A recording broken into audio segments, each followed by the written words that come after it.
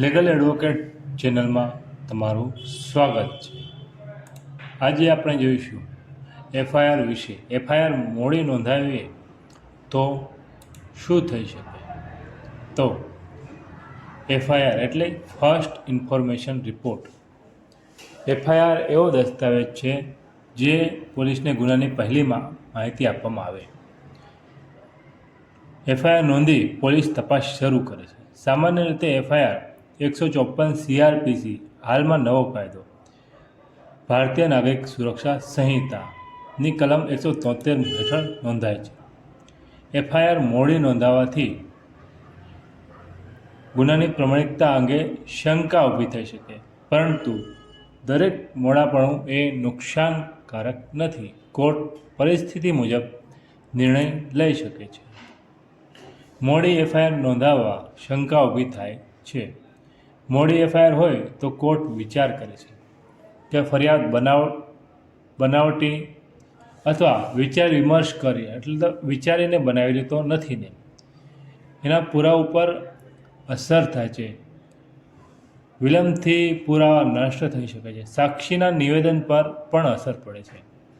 જો મોડું થાય તો ન્યાયસંગત હોય તો નુકસાન નથી।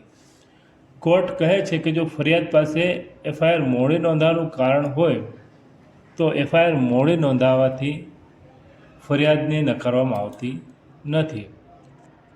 યોગ્ય કારણો: પીડિત માનસિક આઘાતમાં હોય, એને ધમકી મળેલ હોય, ગામડાના વિસ્તાર હોય યા પોલીસ સ્ટેશન દૂર હોય, કુટુંબની માન અપમાનની ચિંતા, પીડિત સ્ત્રી અથવા બાળક હોય અને દબાણ હોય, પહેલાં સમાધાન કરવાનો પ્રયાસ કરવામાં આવ્યો હોય।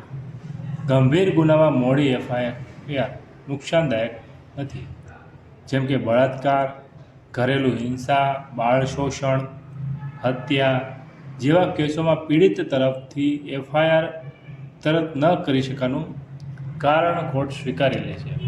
આવા કેસોમાં એફઆઈઆર મોડી હોવાથી ફરિયાદ આપમેળે નબળી મનાતી નથી।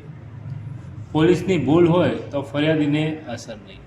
ક્યારેક પોલીસ પણ એફઆઈઆર નોંધવામાં વિલંબ કરે છે, મોડું કરે છે, તો તેની અસર ફરિયાદીની ફરિયાદ ઉપર પડતી નથી।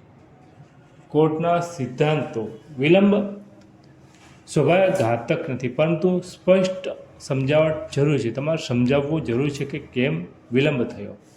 વિલંબથી એફઆઈઆર પર શંકા થઈ શકે।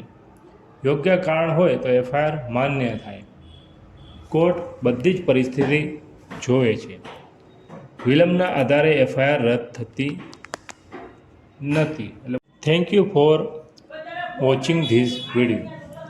તમે લીગલ એડવોકેટ ચેનલને આવા જ અન્ય વિડીયો જોવા માટે સબસ્ક્રાઈબ કરી શકો છો।